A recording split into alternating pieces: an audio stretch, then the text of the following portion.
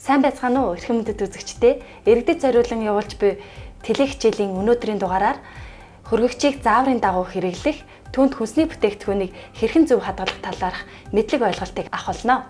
Хөргөгч бол бидний өдөр тутамдаа хэрэглэдэг цахилгаан хэрэгсэл юм а. Тэгвэл энэ хөргөгчний үүсэл гарлын талаар та бидэнд танилцуулаач. Механик хөргөлтийн систем үүсгэхээс өмнө хүмүүс газар нөх ухан түүнийгээ цас мөсөөр дүүргэн хоол хүнсээ хадгалдаг байсан байх нэ.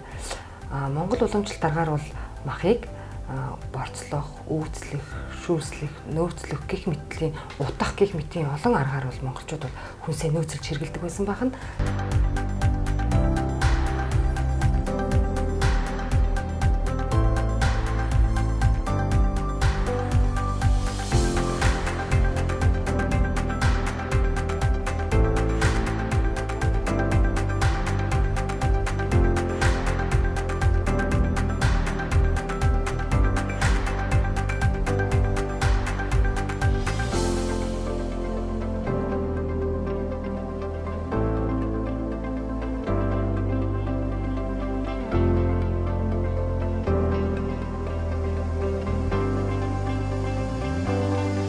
За одоо бидний хэрэглэж байгаа хөргөгчний бүхий л төрөл нь сүүлийн үеийн дэвшилтэт технологитой, байгаль дээлтэй, чамин загваруудтай болсон байгаа. Магадгүй шинээр хөргөгч худалдаж авах гэж байгаа айл өрх байх юм бол юуг анхаарах шаардлагатай вэ? Хэрвээ шинээр хөргөгч худалдан авах гэж байгаа бол та бүхэн дараах зүйлийг анхаарч хараарай.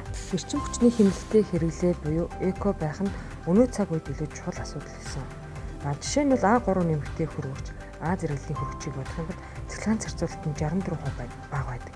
Үүнтэй адил А2 нэмэгтэй бүтээгдэхүүн А зэрэглийг бодох юм бол цэглээн зарцуулалт нь 40% бага байдаг байна. Хөргүүр болон хөлтөөх хэсгийн багтаамжны хэмжээг заасан байдаг. Мөн хөргөчний дуу чимээний үзүүлэлтийг заадаг. Энэ тухайн хөргөчний өгцөөс шалтгаалаад хөргөчний хэмжээнээс шалтгаалаад харилцан адилгүй өөр байдаг байна. Хөргөчний нефрос технологи нь чигшлийг 90% хадгалдаг учраас хүнсний ногоо, жимсийг шинээр нь илүү урт удаан хугацаанд хадгалах боломж өгдөг. А зэрэглэл цэглээн зарцуулалт багчилээ илүү хурдан хүнсийг хөлдөөдөг байна. Тоон мэдрэгчүүд. Мэдрэгчтэй тоон дэлгэцэнд хэрэглэхэд илүү хялбар, хөргөх ба хөргүүрийн хэсгийн температурыг тохируулах боломжтой. Цангүй хөлдөөх систем нь хөргөчн дотор хадгалсан бүтээгдэхүүнээр цан үүсдэг ба энэхүү систем нь цангуу хадгалахад зориулагдсан. Хөргөчн доторх агаарын температурыг зохистой түвшинд барьж байдгаараа хүнсийг илүү үр дүнтэй хадгалж болдог байна.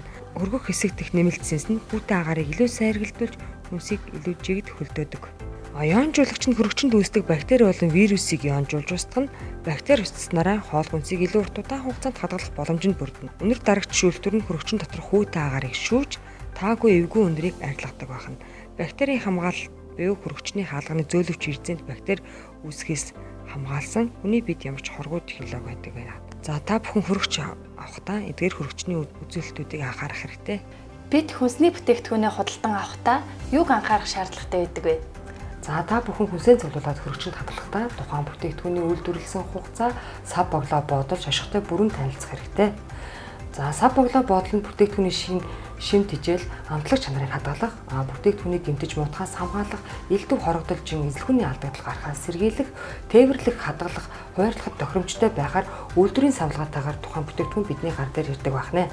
За мөн сав боглоо бодол дээр дараах мэдээлэлүүд байна. Бүтээгдэхүүний нэр, уг бүтээгдэхүүний стандартын дугаар, бүтээгдэхүүний орц найрлага, хүнсний нэмэлт хэрэглэсэн бол олон улсын Е тэмдэглэгээний код байна. Цэвэр бохиржин, үйлдвэрлэгчийн нэр хаяг, үйлдвэрлэсэн болон хадгалах хугацаа, хүнсний бүтээгдэхүүний хадгалах нөхцөл нь байна. Тижээллэг болон илчлэг чанар, үйлдвэрлэлийн үндэсний тохирлын тэмдэг авсан бол түүний тэмдэглэгээ бас байдаг байна. За бүтээгдэхүүн дээр зураасан код байна. Зураасан кодын эхний 3 орон бол улсын код байдаг. Дараагийн 4 орон бол үйлдвэрлэгчийн код байдаг. Дараагийн 5 орон бүтээгдэхүүний код байдаг. Сүүлийн 1 орон бол хяналтын код байдаг. Тухайн бүтээгдэхүүнийг аль улсын бараа болохыг эхний 3 орноос бол бид хүн уншиж тайлж болно. Үзэгч та бүхэн бүтээгдэхүүний шошрыг уншиж мэдснээрээ хадгалах нөхцөл хугацааг мэдэж гэр бүлийнхээ хэрэгцээнд шин чанартай бүтээгдэхүүнийг зөв сонгон хэрэглэх боломж хүргэж байгаамаа. Хөргөгчөнд хүнсний бүтээгдэхүүн хадгалахдаа юуг анхаарах нь зүйтэй вэ? Хүнсний бүтээгдэхүүний шин чанараар шалтгаалan хадгалах хугацаа ба горим нь харилцан адилгүй байдаг гэдгийг анхаарах хэрэгтэй байдаг.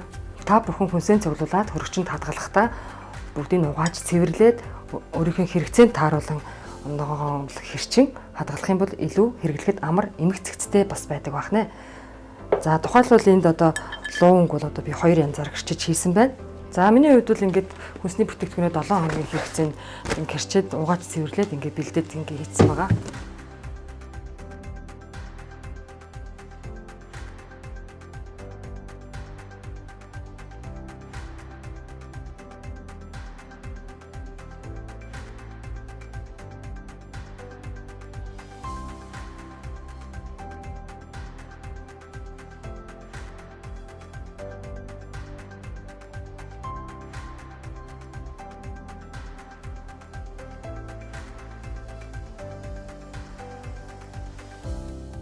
За хүнсний бүтээгдэхүүнээ ингэж угаад цэвэрлэж хадгалах нь бол нэгдүгээрт бол одоо цаг завыг маш их хэмндэг. Хоёрдугаарт бол одоо бүтээгдэхүүний хорогдол гардаггүй.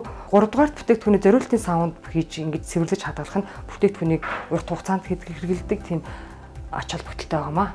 За махыг хадгалахдаа хөргөгчөнд 2-3 хоног, хөлдөөгчөнд махны төрөл зүйлээс шалтгаалаад 1 жил хүртэлх хугацаанд махыг хадгалдаг байгаа. За нэг удаа гисгэсэн махыг дахин хөлдөөж болохгүй. Дахин хөлдөөхэд махан дээр бактери үржих магадлал өндөр байдаг учраас махыг өөрийн хэрэгцээндээ тааруулан жижиглэн зориултын савнд хийж хөлдөөгчөнд хадгалвал зохимжтой байдаг.